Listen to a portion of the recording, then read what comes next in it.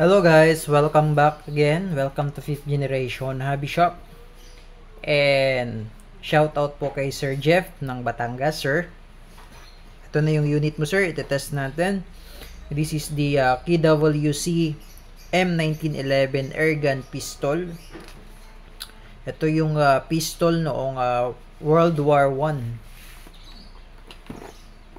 Ayan. World War I pistol, the 1911 M1911 Classic Airgun, blowback, 4.5mm, steel BBs, CO2 powered. Ayan.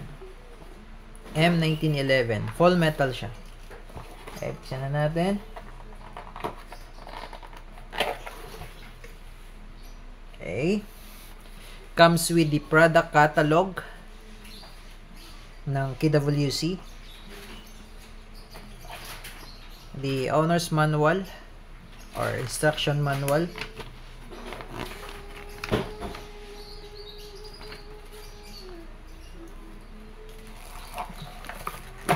tabi muna natin yung unit, and may kasama na siyang CO2, 5 pieces CO2, 12G, steel BBs, at saka yung allen.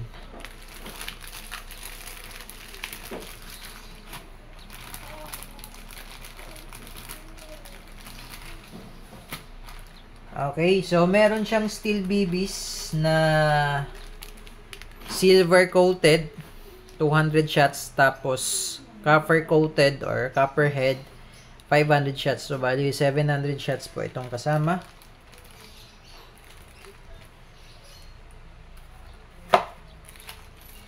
And the unit, of course, the unit KWC 1911 Airgun Pistol M1911 Classic. Ayan, may mga langis pa po siya. Okay. Ayan, yung markings, KWC 177 cal 4.5mm steel BBs, serial number. Ayan.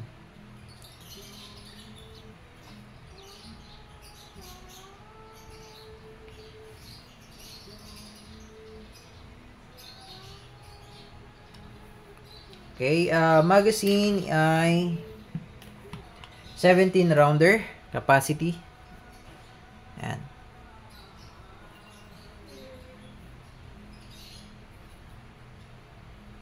Ayan yung magazine. Tapos, every time na maglalagay kayo, sir, ng CO2, lagyan nyo po ng oil. Meron pala siyang kasamang silicone oil. Okay, silicone oil. Kapag maglalagay kayo, sir, ng CO2, patakan nyo tong part na to. Ito, patakan nyo ng silicone oil, konting oil lang. Ano ng laman?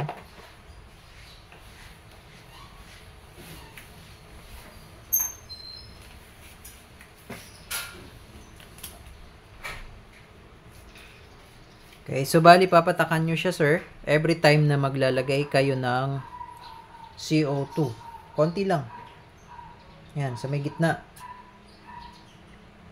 Yan, or pwede rin dito sa may tip ng CO2. Dito. Pwede nyo siyang lagyan ng konting silicone oil every time na maglalagay kayo ng CO2. Okay, lagyan na natin. So, pwede pong, pwede pong, kung alin na mas mauna, kung maglagay kayo ng CO2 or maglagay muna ng bala.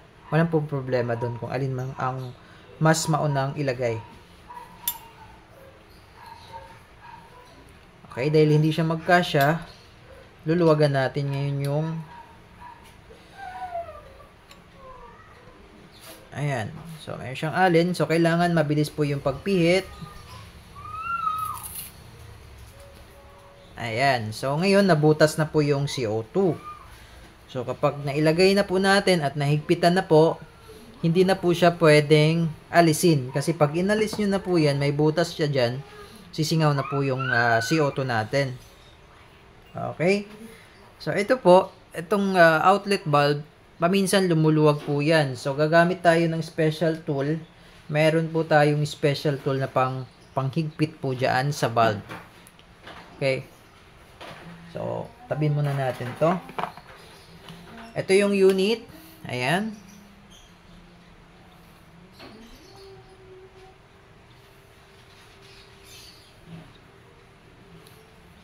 So, meron siyang manual safety. Itong manual safety niya, hindi pa siya ambidextrous. Check natin yung manual safety, sir. So, kailangan natin siyang ikasa bago natin ma-activate yung manual safety. Okay, check natin kung working. Ayan, hindi mo siya makakalabit.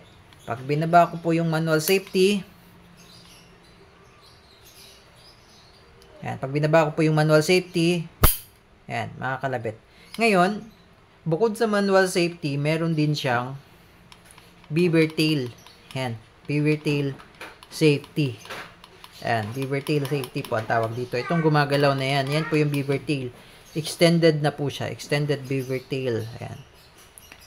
So, ngayon, halimbawa, naka-down yung safety, no? So, pwede na siyang pumutok. Pag kinasak ko, at kinalabit ko yan, pansinin nyo po, hindi pumapalo yung hammer.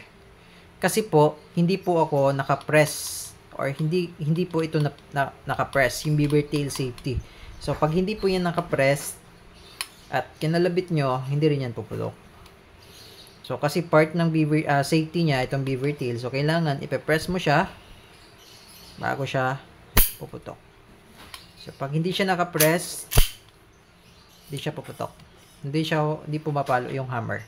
So, pag hinawakan nyo yung grip, kailangan po nape-press po yan, yung beaver tail safety, para pumutok. Kasi pag hindi po yan nape-press ng maayos, pwedeng pumutok pero mag-o-open chamber kahit kahit mayroong pambala. Kasi hindi siya totally engaged. So, kailangan hold firm talaga. Pag hinawakan mo yung grip, kailangan didiinan mo yung paghawak or hold firm para yung beaver tail ay talagang engaged. So, yung hawak yung ganyan, hindi siya puputok. So, kailangan pag ganito, then puputok na siya. Okay?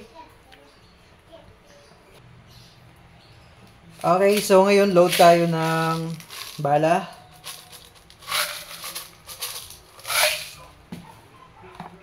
So, sa paglo-load po ng bala, sir, this one is 17 rounder, no? Pwede nyo siyang punuin kasi yung spring naman nito maganda, matigas. So, paglo-load ng bala, isagad nyo po siya sa dulo. Then, dito kayo maglalagay ng bala sa may butas. Ayan, sa may butas. Okay. Ayan, matigas yung spring. Medyo masakit sa kamay. Ayan, sagad nyo lang siya sa dulo, tapos load mo siya dito sa butas. Lagyan lang natin siya ng konti, no? Okay, yan lang muna. Ingat lang ko kasi pwedeng mag-ricochet or tumalsik yung bala dahil hindi siya nababasag katulad sa mga airsoft na nababasag yung bala. Ito po hindi. Okay, so kailangan may eye pro for safety. Okay, salpak. So by the way, ito pala sir, pag wala na siyang bala, mag-open chamber siya. Yan, ganyan. Yan, open chamber. No, katulad po sa mga previous vlog namin, previous vlog ko, na pag nag-open chamber siya, kailangan, para hindi mapudpud yung, ito, ang tawag kasi dito, yung slide notch, yan. Ito naman, yung isang uka na yan, yan yung take down notch, pag gusto mong baklasin yung unit. So, pag gusto nyong baklasin yung unit, dito muna tayo sa take down notch, no? Yan. Isi-center mo lang siya sa take down notch, itong slide stop, yan. Pag na-sentro mo siya dyan, sa take down notch, sa kabilang side, pe-press mo to. Ito, pe-press mo to. Ito. Pag pinress mo yan, aangat yan. Ayan, pe-press natin. Medyo matigas. Ayan, umangat. Pagkaangat, hugutin mo lang. Then, slide mo lang tong. Ayan. So, ayan yung take down notch. So, mababaklas mo na yung slide. Ayan yung slide. Ayan yung internals. Ayan, nababaklas din po yan lahat. Itong spring, yung rod. Nababaklas po yan lahat, pati yung barrel. Ayan, may spring pa po yan isa dito sa likod, sa barrel. Ayan. Pati yung plug, lahat po yan nababaklas. Okay? So, gagawa na lang tayo ng another video for that. So, ito po, yung kanyang rail, ito. Lagyan nyo po yan ng langis, oil, silicone oil. Pero ang ginagamit ko dyan, magandang gamitin yung yung baseline na tawag nito. Ito po. Ang ginagamit ko po sa aking mga air gun pistol units ay ito, yung petroleum jelly, kasi matagal siyang matuyo compare sa mga silicone oil. Mas maganda siyang gamitin kasi kahit na mabilad yung unit or kahit mainit, hindi siya natutuyo agad. So, yun yung magandang ilagay mo dito sa mga metal to metal, yung mga nagkikiskisan ito. Ito kasi yung pinagdadaanan nitong railing eh. Itong rail ng slide, itong rail. Yan. Dito yan dumadaan. So, every time na yung reciprocation ng slide, syempre, pag puputok yan, gumagalaw yung slide. So, kailangan lubricated itong part na to. Katulad nito, wala siyang langis. Lagyan mo siya ng langis or petroleum jelly. Yan, para lubricated. Kailangan lubricated yan, pati dito sa part na to. Lagyan nyo siya ng langis. Huwag po yun ng langis. Huwag nyo pong gamitin langis ng motor, sir. Bawal po yun. Okay? Pwede lang, doon mo lang siya ilagay para, kahit dito, huwag mo na siyang lagyan kasi kakalat lang din naman yan. Pag nilagay mo siya dyan, kakalat lang yung langis. Okay? So, ayan, sir. Pagbabalik naman, ipapasok nyo lang siya dito sa may butas na yan. Ito yung entry. And pasok mo lang siya dyan. Yan. Tapos baba mo lang to. Yan, para hindi siya kumalang. Tapos sisentro nyo lang po ulit doon sa kanina, sa may takedown notch. Tapos lagyan nyo lang yung lock. Yan, sisentro nyo lang siya. Then press. Ayan, okay na po siya. Ganun lang po yung pagbabaklas. Okay, ngayon, yung isa, ito naman po yung slide notch. Okay, slide notch. Ngayon, pag nag-open chamber, diba, every time na walang bala, mag-open chamber. Unless, kung meron siyang recoil buffer na naka-install, pag may recoil buffer, hindi siya mag-open chamber. Okay, so pag walang recoil buffer naman na naka-install,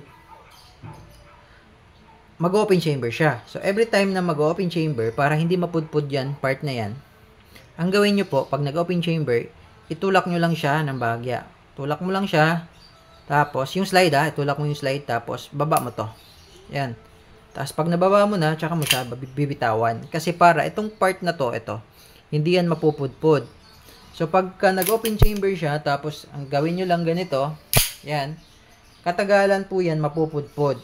Mapupudpud tong part na to. Pag napudpud na yan, hindi na siya mag-open chamber pag wala ng bala. So, ngayon pa lang po, tinuturuan ko po kayo para ma-preserve, maingatan nyo po itong part nito. Kasi pag napudpud yan, hindi na siya mag-open chamber. Kung gusto nyo mag-open chamber, it's either magpapalit kayo ng buong slide. Medyo mahal din yung buong slide. Okay? So, yun lang po yung tip na maibibigay ko sa inyo. Okay? So, para bago pa lang unit, maingatan natin. Siyempre, ingatan natin unit dahil mahal din ang pyesa. Okay? So, yun, Sir Jeff of Batangas, sir. Ngayon, loaded naman to ng CO2 tsaka BBs. Testing natin yung unit mo, sir. Okay, Sir Jeff of Batangas, this is your KWC 1911, M1911 Classic Airgun Pistol. Made in Taiwan, airgun pistol. Chambered in 4.5mm steel BBs, CO2 powered. Testing.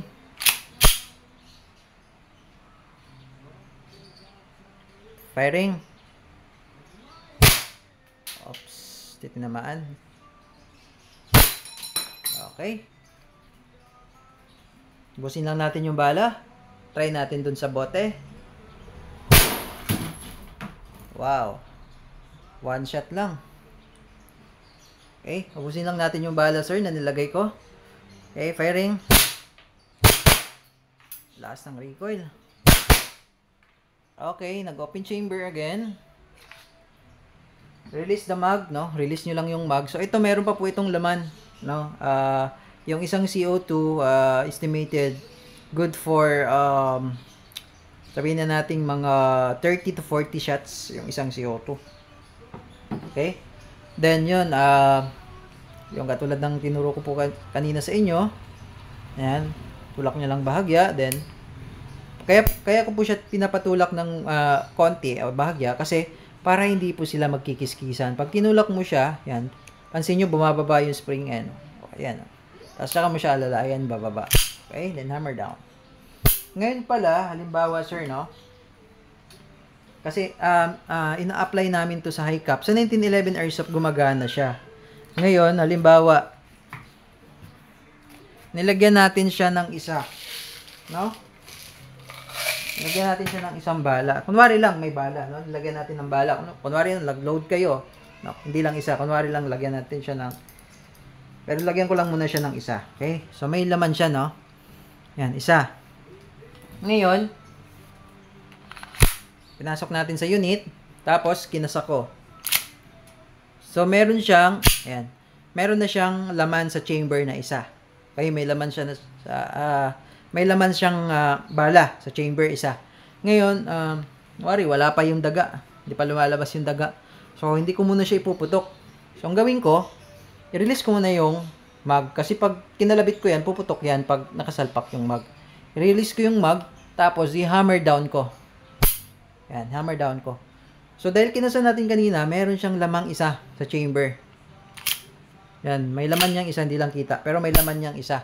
Okay? Ngayon, hinammer down ko. Nakarest yung hammer, no? Tapos, isasalpak ko ngayon yung CO2. Yan, antayin ko muna yung daga kasi wala yung daga, ano? Hindi pa lumalabas. Ngayon, pag lumabas na yung daga, hindi mo na kailangan ikasa to. No? Kasi, loaded na sa chamber. So, ang gawin nyo lang, pagka ready na kayong pumutok, andyan na yung daga, kunwari, ibabaan nyo lang yung hammer. Ayan, ibabaan nyo lang to. Ayan. So, pagka nababa na yan, ready to fire na yan. Kasi loaded na yung isa. Ay, loaded na sa chamber eh. Bakit nasa natin kanina, tas nag-load na siya isa. So, ngayon, pwede na siyang makatama. Ayan. Testing natin. Yun. Then, nag-open chamber kasi isa lang yung lagay natin bala. So, yun. Para ready. So, hindi mo na siya ikakasa. Baba mo ng hammer. Fire na agad. Okay? So, Sir Jeff, okay na ang inyong unit. This is the 1911 KWC Airgun. Chambered in 4.5mm steel BBs. Kung may question pa po, message lang sa aming Facebook page, 5th Generation Hobby Shop. Thank you, sir, and have a nice day.